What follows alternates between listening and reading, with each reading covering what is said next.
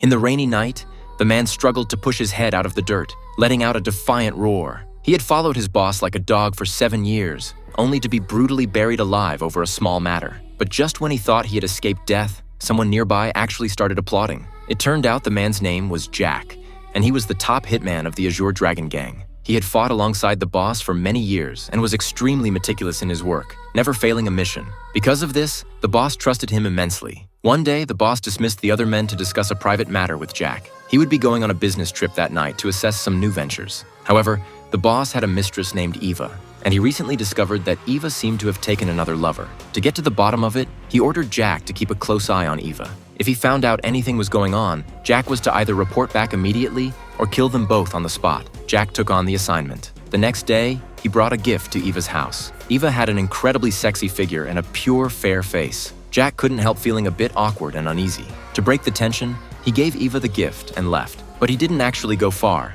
instead parking his car nearby to observe Eva's movements. Before long, he saw Eva get into another man's car. Jack quietly tailed them to a bar, where he staked out on the second floor, not daring to let them out of his sight for a second. The following day, Eva invited Jack out to have a meal with her. They didn't talk much during the dinner, as Jack was keenly aware that his identity meant he couldn't overstep his bounds. Afterwards, Eva went to her music lesson. Jack sat silently outside the classroom, watching the beautiful young woman elegantly playing the violin through the window. The scene lingered in his mind for a long time. He also neglected to report Eva's whereabouts to the boss. However, because Jack concealed the truth about the boss's woman cheating, that very night he was taken away by men who had been lying in wait. Jack was thrown out of the car. He struggled to take off the hood over his head, only to see the boss himself standing in front of him. The boss asked Jack why he hadn't reported back. Jack remained silent. The boss was very disappointed and turned to leave. Suddenly, a rope was pulled tight around Jack's neck. He fought back with all his strength, but it was useless. The men pinned him to the ground and smashed a large wrench down on him.